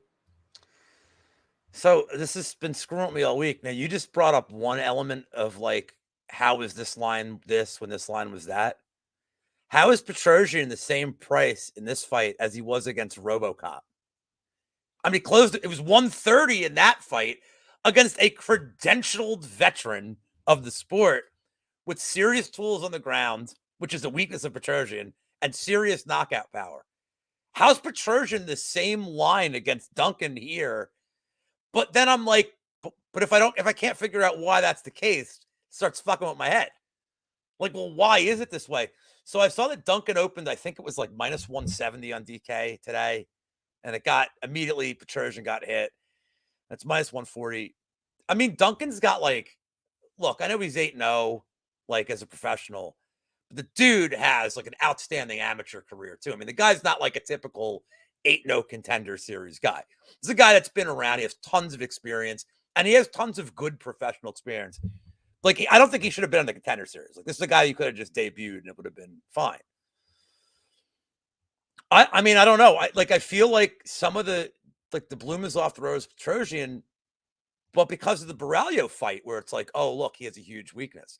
This isn't going to be a grappling fight. It's going to be a striking fight. I mean, and I don't think either one's like some high octane, high volume guy. Like they're both going to be tactical. I think there's going to be a lot of respect here. I favor the over at -120. I mean, you get a clenched butthole for that one because but I don't think Petrosian finishes Duncan. And I think that, I don't know, he'd stay at least, he's tough. He took some shots from Rodriguez. I don't know how he's still alive. Rodriguez belted him there were 4 shots in that fight where it was like, oh. And he just kept coming forward. And I was like, oh my God, this dude's insane. And I think Rodriguez hits harder than Duncan. Or at least it's close. It's got to be. I don't know. Maybe it's just the optics of what Rodriguez looks like because he's chiseled in granite. But that dude hits hard, man. And Petro took it. So I don't see a finish either way here. I like the over. This is also the Yam Bag special. Switch versus Orthodox. 15-minute striking battle. Gotta love me some Yam Bags in this one. And yeah, I mean, I see in chat Petrosian getting slapped, and it's I mean, Duncan certainly got the power to do it. I am not disputing that. And you can only take so many shots, but I don't know. I think it's going to be an awesome fight too. I think it's going to be a super competitive, really good technical fight that casual fans are going to hate and all of us are going to love. That's how I feel this fight's going to play out. I'll take it. How about you, Prop? Yeah, so I'd like Duncan. I also like Petrosian as well. I mean, I can't really pick a side yet. I really came to one. I like Petrosian's kickboxing, and as Lou said, I don't know how he endured all those shots against RoboCop. I mean, guy has a chin, and his regional scene, it's he's just facing a bunch of Russians who want to take him down, and the guy has a great get-up game. And I see some people on the Duncan sub, and it's I mean, just look what RoboCop had him. I don't know what that was. What was that? He had him in an insane submission. It was a leg hook in the second round. I don't know what submission it was, but I'm if Petrosian got out of that, I'm I don't see how Duncan submits him. And on the feet, it's I think Petrosian's gonna be more volume at range, but if Duncan can circle out the cage, and if he could close distance and he could let his hands go, I mean, Petrosian is in trouble. I'm not gonna lie, but the guy's got a chin on him, so I don't know. This is probably the toughest fight for me to call on the card, honestly. I think the line's perfectly placed, so I don't think I'm gonna get to a bet, but picking the win, I think I'm gonna pick Duncan, but I don't know, man. I think the over is interesting as well. I kind of like the over 2.5 and -120. I don't think someone gets bonked here. I like Petrosian's chin, and he's faced some hard hitters in the UFC as well.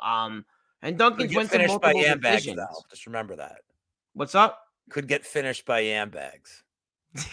That's the only worry you got. This might be a good fight. This might be a good fight for Yam Bags. I think it is a really good fight for it because Petrosian just throws so many kicks, man. We might see the Yam bucket. Maybe we'll see the Yam bucket again from the Munoz Jr. fight. It's possible, man. Poor Munoz Jr., man. That sucked. That picture on his Twitter, you guys saw that, right? I mean, I'm the king of ball shot analysis. Of course I saw it. It's my thing, dude. It's that thing that I do. I honestly thought he was bullshitting for a little bit. I know Bisping was giving him a lot of crap. Dude, they put the bucket in the ring immediately. They were like, dude, I'm surprised they let that fight go on at that point, man. Yeah, same. Everybody's like, oh, he was just scooting on his ass the rest of the fight. Dude, he's probably protecting his balls. Yeah. He's this is the only way I can guarantee I don't get hit again. So I'll take the decision. Why? You win. It's fine. Just leave them alone. Just stop, dude. But all right, we'll move on to our co-main event, a fight nobody wants whatsoever, but we got to deal with it anyways. We've got Arman Tsarukyan fighting Joaquim Silva. Tsarukyan 19-3-0. He's 26 years old, 5'7" with a 72-inch reach. Don't have his camp on me right now in my notes. Silva, 12-3-0. He is 34. He's going to be 8 years older, 5'8", 1 inch taller, 3-inch reach disadvantage. Lou, why don't you start us off? Yeah, I think Sarukian's going to win. I think he's the better fighter, and I think he wins. Now, am I betting him at no? And I feel like I'm just gonna let you know. I feel like this is a total sucker bet, but this is another under I hit, and I hit it before it moved. I got it at -125 to 1.5. I'm always nervous about. Now, this is the 1.5 I'm nervous about because could Silva just do enough early and to stay out of trouble? He probably could, but I feel like this is going to be a replay of the Alvarez fight where he just chucks him down, gets on top, and just beats his ass in 2 minutes.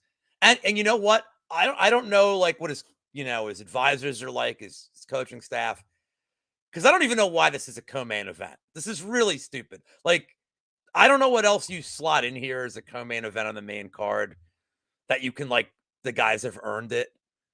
Duncan Petrosian, you can't. Sabatini, none of these fights you can justify, making as the co-main. So maybe that's the reasoning behind it. But his advice is his corner's got to be telling him if you don't win in the first round, you may actually you're not any closer to an impressive finish in a co-main slot, even if it's against a Jabroni, at least is going to get him the ability to get better fights. So I think he's got to come out hot. And I mean, hot take, the -1,050 favorite wins. Didn't Islam get a title shot right off Bobby, if I'm not mistaken?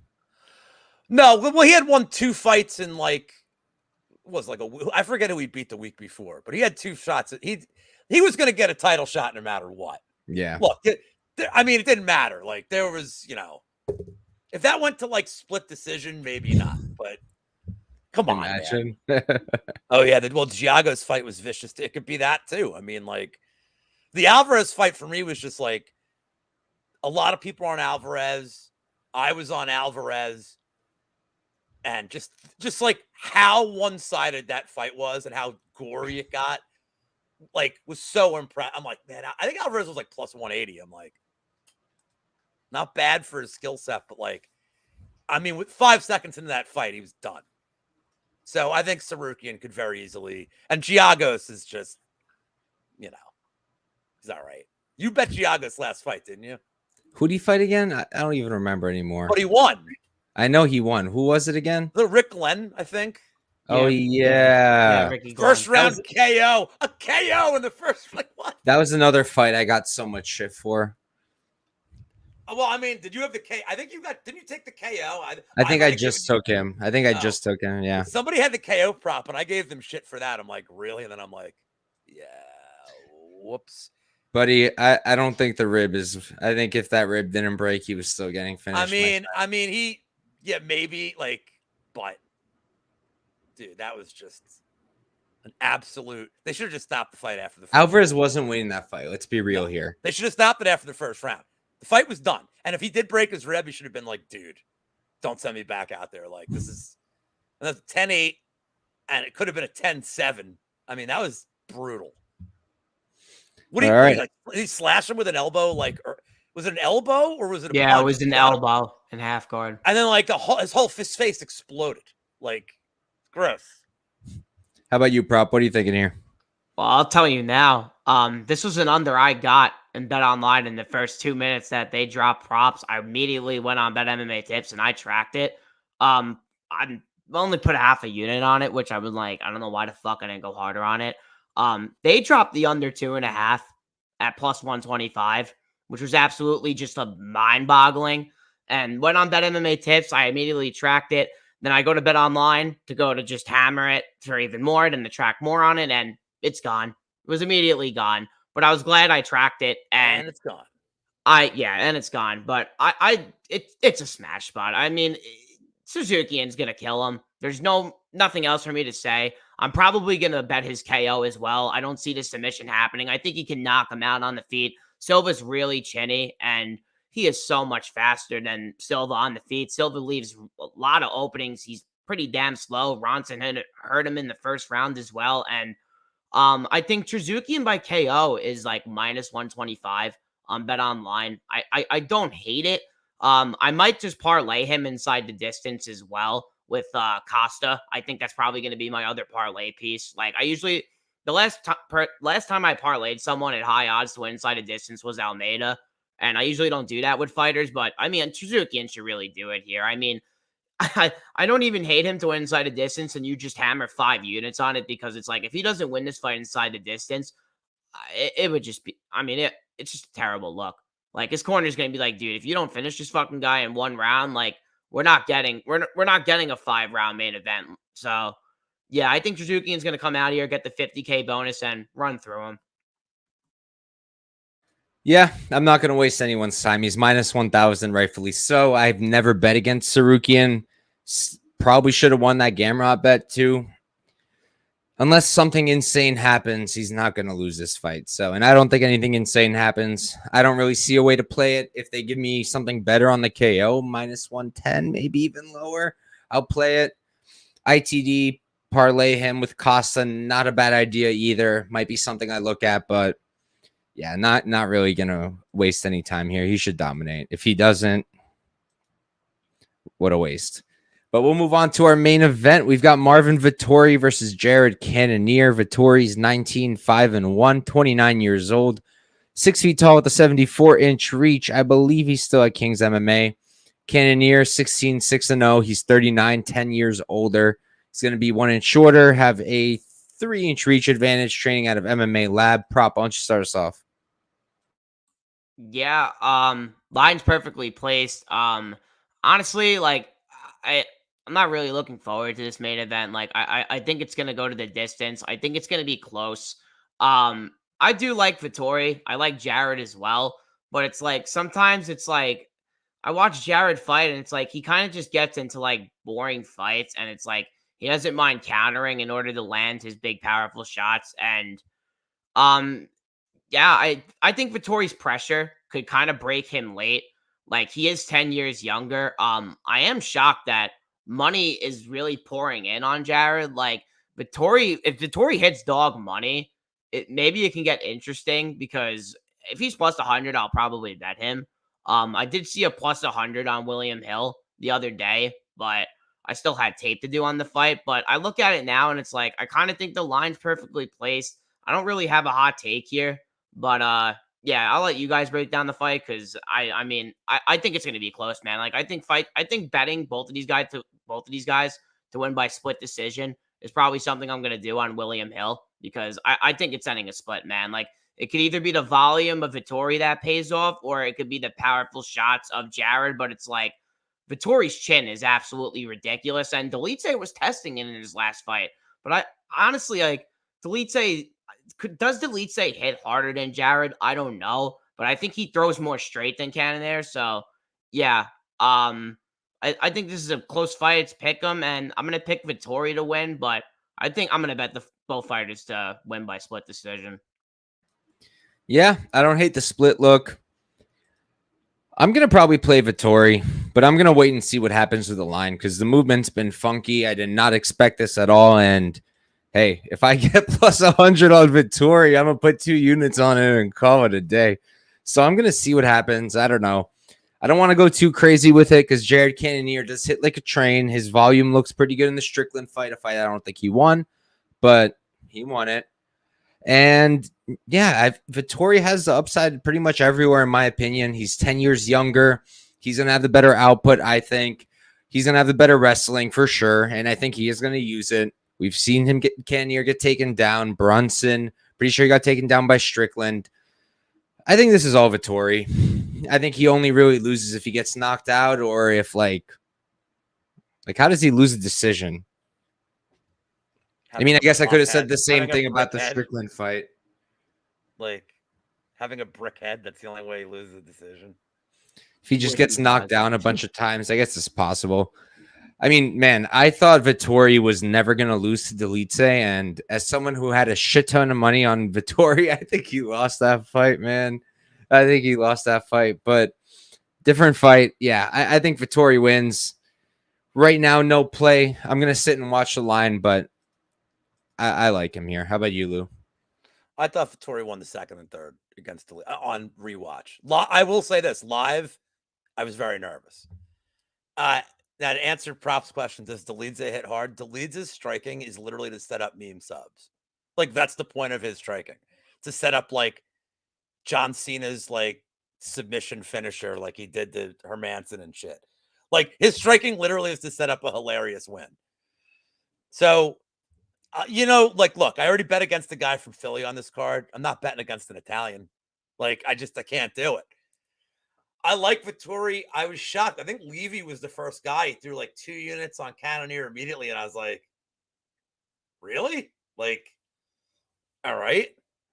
And then I saw like a couple other people and I'm like, and then like, I know like our boys Chronic Combat, like Ty was talking to me and he's like, the hell's going on with this line? And I'm like, he's like, I think I'm going to like cash out of it. I'm like, if you read his Vettori, like, he goes, well, who do you like? I'm like, I like Vettori here. I don't understand it. He does seem to have all the upside. Like you said, I was thinking about it. Like, now he loses a decision. If he does what he did against Dalidze for 5 rounds, and that's refuses to go for takedowns, like he didn't do it against Costa. He just wanted to prove a point. You know what I mean? Like, and Vettori's a stubborn asshole, man. He's kind of a weird dude. And Marvin's not like a very Italian name, but that's for another time. He dresses weird. He's really awkward and weird in interviews. Like there's something with the guy. Like we pants. Wears his pants backwards. The fucking pants. Like he's a weird. I'm just saying, is like he's a really eccentric, weird guy, which is great. But when you get eccentric, weird guys, unfortunately, the game plan isn't predictable. And like, if let's say he gets rocked in the first round, I could see him telling his corner, no. Like, and I don't want to strike with him for 5 rounds. Like, I absolutely, and then he'd lose a decision because he's just going to get battered and never get like finished. I could certainly see that as a pattern, like as a path. But man, if Vettori gets a takedown in the first round, he probably wins 50-45. He probably just rinse and repeats it every single round and wins easily. So the pick is Vettori. I have no reason to get involved yet. It's back to 115 on DraftKings, so it's gone up back 5 cents. But even at 115, I think we're getting like really good value for a guy that has a very clear path to win. But on top of that, I'm not ruling out the fact that he could win a 5-round striking battle. I think his cardio's better. I think his volume's good. It's not he doesn't have the power that Cannonier has. But if Cannonier starts to fade and he's 39 years old, man, there's no telling that there's no guarantee he's going 5 rounds here. Like he's going to have cardio for 5 rounds. Vettori's going to look good in the 3rd, 4th, and 5th rounds of this fight. So I think the optics could be there on the feet. I'd prefer they don't. But I think Vettori has a couple ways to win this. I don't think he gets a finish. I'm never betting this over. So I'm like minus 150 now.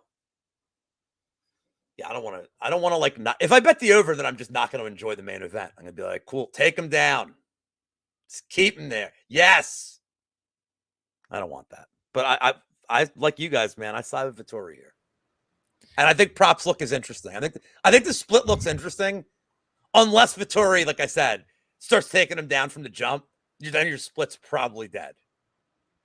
Like that 50-45 that's like your result at that point. Yeah. But I like the idea of the split. Like I'm always going to love betting a split, dude. So you'll get a good price for it too here. Even money. I bet. 5-round fight. You probably get plus 450. And because they're even money, probably get plus 800 aside, like 750, 850. They'll balance it, but like you'll get good prices for it. So,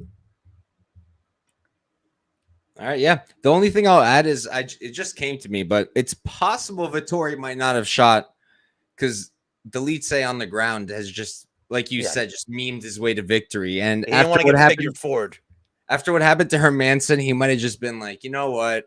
Let's just punch this guy instead. And at least that threat isn't there with Cannonier. And also about the pants thing, it still gets me every time. How does the man have the biggest fight of his life? He's fighting for a title against fucking Israel Adesanya. And no one in the fucking room tells him, Marvin, your pants are backwards? And Italy is the fashion capital of the world. Like, what are you doing, buddy? they probably just didn't want to mess with him. He was probably hungry during his weight cut. Vettori's, as it is, might be the angriest person in the UFC. Oh my god. So I always think back to the Carl Roberson fight, bro. When it was like leading up, I think Roberson missed weight like 2 fights in a row for leading up to it. And I think he missed weight again, and Vettori just lost it in the hotel before the fight even started. I love the guy. He's such an angry. He lost it on Costa, calling him a fat ass and all that shit. It was great. Dude, that one thing with both of them when Costa was like, "This is a you problem" when he missed weight. That shit was too good. But all right, guys, that's a show. That's 14 fucking fights, just under 2 hours. Somehow there's still 20 of you with us and Wheezy's on. So thank you all for being here. Appreciate it big time. Thank you to Lou. Thank you to Prop. I'll pass the mic to them real quick. Let you guys know what they're doing. In terms of what I'm doing, I'm going to do my very, very best to put out a Bellator and PFL video. They're probably going to happen on Thursday, more than likely, because Bellator decided to say, fuck you, here's 18 fights. Deal with it. So going to have to deal with that. Going to try to put something out. PFL will probably put something out, even though it's kind of a shitty card to bet on. And me and Prop, I believe, are doing Prop Talk this week on Thursday, finally. Thursday, 5 p.m. as of now. We'll finalize it on Twitter. And I'm also going live with WizBets tomorrow on his channel for the 1-minute breakdowns. Make sure to tune in. That should be a good time. And yeah, Lou, thanks for coming on. Tell the people where to find you, what you got going on, and we'll keep going. Unlike Mushroom, thank you for having me. Number one, love working with you guys. Unlike Mushroom's wrong. I do not have 23 shows this week. In fact, that was last week. I only have 2 left. I am doing the Prop show tomorrow night, just recording it with VB MMA. First time I'm getting to work with him. And my dude Sharksta, because I refuse to do a show where I'm the only one on camera. I think that's weird. I need to get somebody else in just to balance it. And Shark's been on. Shark will be the first actual repeat guest on the channel for that show, other than some people that work there. And then Friday's the usual shit. And maybe one of these days when other sports come back, I can bring back the Lou Betcha Jr. Saturday Sports Jackpot Wad, sponsored by Royal Dance Danish Butter Cookies, which was a great success Saturday, man, because I called the horse race correctly. So it's a great success. That's it for the week. That's all I got. Just those 2 shows. I know it's a light week. All right, Prop. Thanks for coming on, brother. Tell the people what you got going on, and we'll head on out. Yeah, so I'm going to be dropping my full card breakdown for UFC Vegas 75 tomorrow. I'm going to have a guest come on late Thursday night because me and Couch Warrior will be doing our show live on Twitter Spaces at 5 p.m. Eastern Time.